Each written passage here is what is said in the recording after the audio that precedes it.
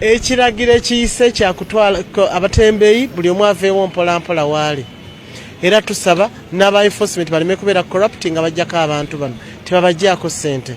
Njagala KCC ekole kyeteekeddwa okukola nga KCCA esobole okulaba nga tekola ki nga abantu bava ku nguudo kibuga kyaffe kibeere ekibuga ekyeyagaza era nga tubawadde kutandika na leero naye ne basaba ennaku wiikisi 2 ennaku 14 tuwadde okuva leero nga 5 paka nga 19 babeere nga kino ekiragiro kiteereddwa mu nkola. Tugenda kutandika okuba nga tubasindiikiriza tutandika ne mu nnaku z'omwezi nga 2 nga bonna bavudde ku Kiku streets. Tumanye ebifo bitono ebibakoleramu tugenda kubateerawo Sunday market ate tulabe nga ne evening market tugyogerako ne security tulaba kisoboka kuba tekisoboka nekya Sunday market kiri confirmed tugenda kikola era tusuubira abantu batulinde nga tutaddemu ekyo ekintu mu nkola. Yes, alright. Nkulisizaayo ennyo kulika obwakedde gwe mukwano gwange oli ku Yugi Updates Civic Sinzo bango otuwuliriza. Mbebaza nnyo emirimu gye mugenda maaso n'okukakalabya mwenna baleeta enkyukakyuka mu ggwanga lyattu Uganda. Gwatannatweyungako nagambye ekkirira wansi waliwo ekigambo subscribe kikoneko ojja kuba ng'osobola bulungi nnyo naawe otwegattako. Akaliro bannange mukawulira kakati nno lubakeeredde abasuubuzi saako n'abo bodaboda. Nakugamba wano mu Uganda abantu abalina enkizo okusobola okukyusa ekibuga Kampala oba okulwanirira eggwanga lyabwe singa balaba nga litobedde oba nga lizikiridde abamu ku bo be basuubuzi abalala be ba bodaboda n'aba taxi naye n'olwammwe lujja. Kakati munnansi oba freedom fighter ebbanga lyonna abadde ajja akyogera lunwe nga bannange abasuubuzi yabaawo olunaku olw'okwekalakaasa kwebyo bitali bumativu nabyo muveeyo bannange tukolere wamu nga balabanga ebitabakwatako ababodaboda balaba tebibakwatako baga baakoowa. Kakati lubakeeredde ke kaseera bali mu kwambuka kibuga Kampala. Abasuubuzi bazzeemu okujeezebwa babawadde salesale wa wiikisi 2 okubanga bamaze okukola byonna bye bakola okutunda obwabwe bonna bayabulire ekibuga Kampala. Omu ku bakyamaani b'abasuubuzi avuddeyo n'abawolereza oluvannyuma lwa minisita Kabanda okuvaayo n'awa salesale ya wiikisi 2. Tebakaayanye bavuddeyo kwebaza olwa wiikisi 2 zino ze babawadde nti engeri gye kiri nti adde bakasuubula ebyokudda kw'abaana ku ssomero nga tebaagala bagwe nnyo mu loosi kati babawadde wiikisi 2 basobole bitunda n'oluvannyuma baabulire ekibuga. Era mu kyo babasuubiza obbakolera bino wammanga bajja bateerawo Sunday market akatale k'oku Sunday era emabega kaawo kaaliyo naye nga kakoma ssaawa 1 ku 12 ku lunaku olw'Essande ng'abasuubuzi bonna ba street vendors nga ke bajja okuba nga bettanira kitegeeza mu wiiki bajja bawamu olunaku lumu. Minisita abagambye nti Kampala si kibuga ky'abakaawonawo. It's not a survival city. Si kibuga ky'abasurvival nti buli ayagala okusurvivinga ng'addukira mu Kampala. Abagambye mulina okitegeera nti Kampala capital city ya Republican of Uganda. Ekyo mulina okitegeera. Era ekibuga kisaanidde okubeera nga bwe kirina okubeera. Era mu kyo nga baagala okitegeeza bye bino bye bagenda okukola wammanga kusooka kugobamu basuubuzi ba street vendors saako n'aba bodaboda abatalina stage. Ng'agamba bano bafuukidde Kampala ekizibu be baleese congestion omugotteko mu kibuga ku extent nti n'ow'ebigere tasobola kubaako na waayita. Bagee tebaagala kuddamu kulaba bodaboda atalina stage mu kibuga Kampala.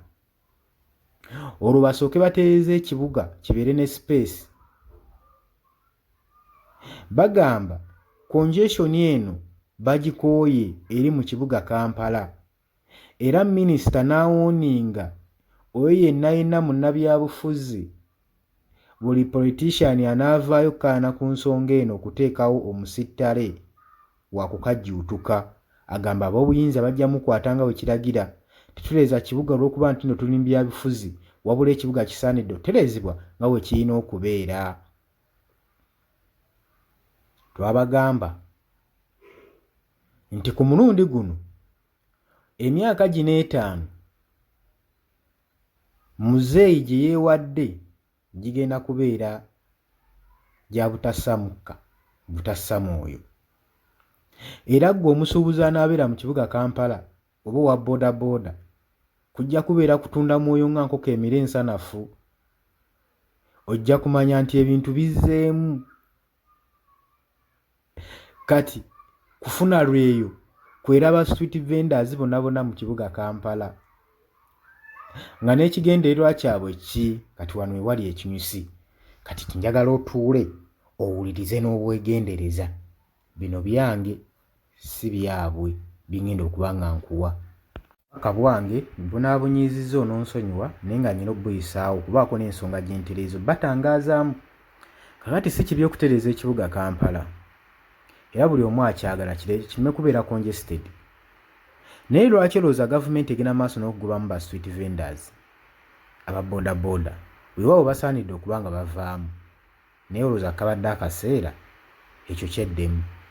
Kati gavumenti erina ekigendererwa ekoze pulaani ezitaliiyo mu kibuga Kampala n'emerusa ebizimbe ebiringa obutiko ne bibulwamu ababigendamu. Ssente z'omubi bw'omusolo nga ze zikafiiramu ssente ne zibasala. Kati mu kyo tebalina ngeri ki gye bayinza kusasuza munnansi ssente za buli musolo okuggyako gobaganya gwe omusuubuzi.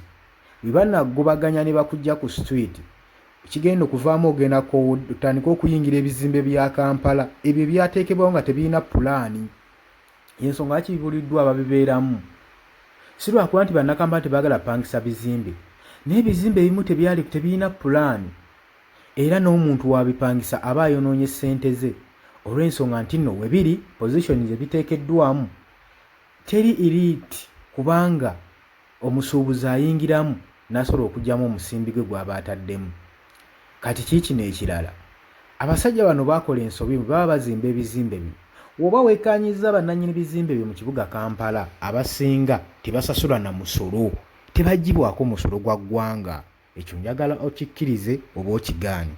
Naye ate ne bagenda mu maaso n'okunyigiriza munnansi nti singa ebizimbe bino baba babipangisa munnansi naddala abo balina ebizimbe bitasasula musolo ssente za lenti bandibadde bazipangisa bazikendeezaako omusolo ne gukkakana olw'ensonga nti no bannannyini bizimbe bino biriwo mu bumenyi bw'amateeka ate ne gavumenti ekimanyi tibasasula musolo bizimbe by'abaministers abasinga.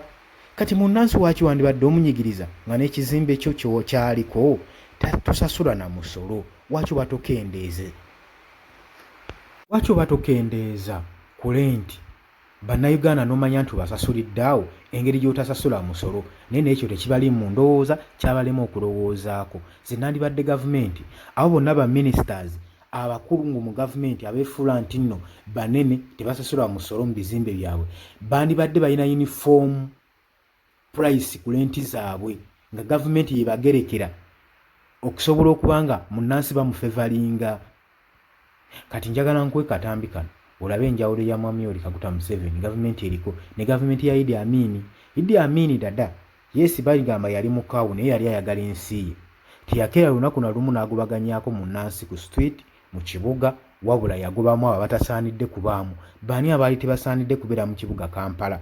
Ngenda kubanga nkuwa akatambi kano naawe ojajinge olabe enjawulo. Otubagamba nti nno Uganda yeetaagayo omuntu ayagala ensi nga yagitwala mu maaso.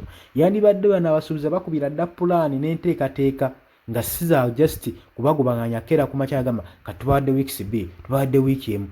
Lwaki ekibuga Kampala kyandibadde kitumala singa kyali mu proper planned. Njagala nkuwe katambi kano osooka obe ng'werabirako naye nga nkutegeeza oli ku Yugi Update TV kosinza oba ng'otuwuliriza gwe naawe ayagala otwengako nagambye ddakirira wansi awo waliwo ekigambo subscribe kikoneko ojja kuba osobola bulungi nnyo otwegattako gwe mukwano gwange ali eyo ampuliriza. Njagala nkuwe ku biseera bya Idi Amin dada we yakaayira ennyo n'awulira ng'ekibuga awulira kimutamye kirimu congested kiki yalowoozaako olabe endowooza we ziwaawukanira ku muntu ayagala eggwanga lye ne ku muntu ayagala okusigaza eggwanga lye. Ku muntu ayagala eggwanga lye n'omuntu ayagala okusigaza eggwanga lye byawukana. Kati njagala otunulira omuntu ayagala eggwanga lye ayawukana atya ku muntu ayagala okusigaza eggwanga. Kino kye tubategeeza naye bwe tubagamba ebigambo bino temubitegeera. Kati mwatandika okujeera okubonaabona. Babayise ba survive mu kibuga Kampala mu abasasula omusolo. Tell Mr. Bob and Malia Mungu I want to see them urgently.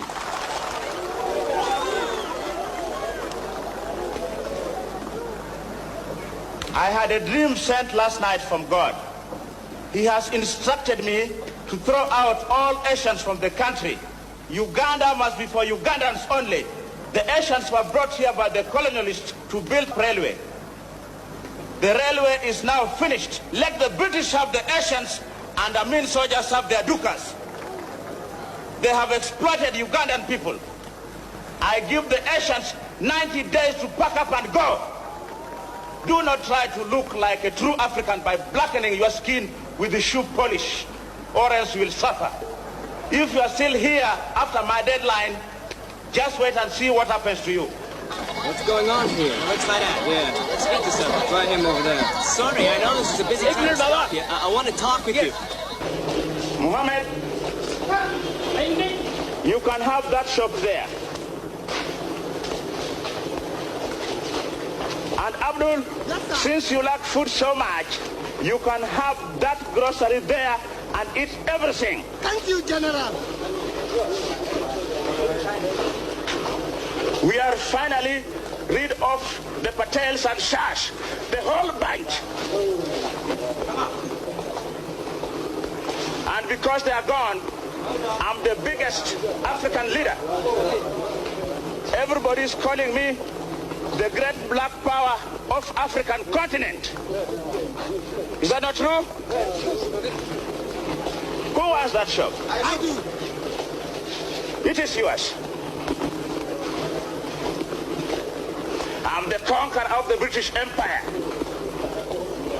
My dreams becomes right.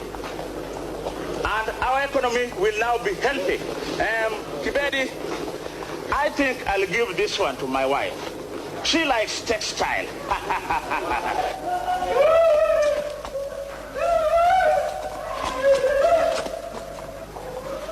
Chérie, it's getting worse and worse. The screams seem to be louder. Why must we live so near Amin and his state research bureau? The only research that goes on there is new tortures and killings. Well, you know that I thought I would have more access to Amin if we were near him. But what can you do? You've told me time and time again, Amin listens to no one. Darling, almost everyone else has started withdrawing their embassies, but I have to stay.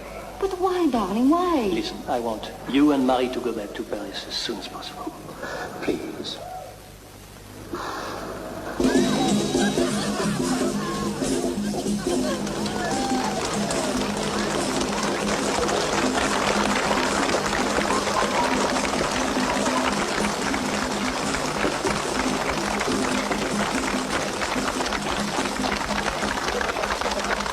Thank you very much.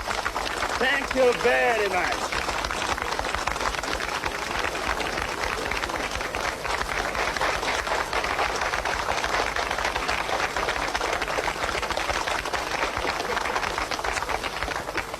This demonstration shows that I'm not a racist at all. Why did these Europeans carry me on their backs all the way here? Because they love me. They consider me a brilliant, tough African leader.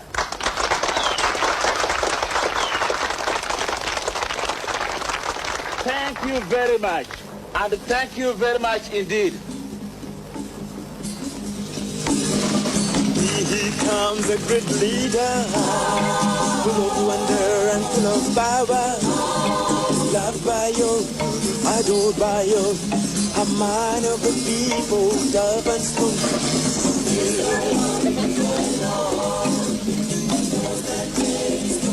Who is that beautiful lady over there? I don't know, Your Excellency. Get rid of the boyfriend. Yes, sir.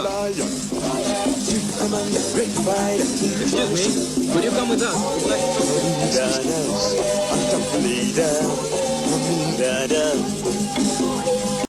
Yes, alright. Nkulisizaayo nnyo nkimanyi kabadde kawanvu naye kakoze amakulu nnyo gy'oli gwe mukwano gwange ali yampuliriza. Abajja mu comment section mbaagala nnyo nammwe abalikinga bananga batambuza video ate mmwe mbibaza ekyensusu mmwe abasharinga mukola ky'amaanyi nnyo tuusa message obubaka eri abantu baffe. Kaakati ndowooza olabye wakati enjawulo y'omuntu ayagala ekibuga kye n'ayagaza okusigaza ekibuga kye ng'akirina mu full control. Oba kategedde akantu ako.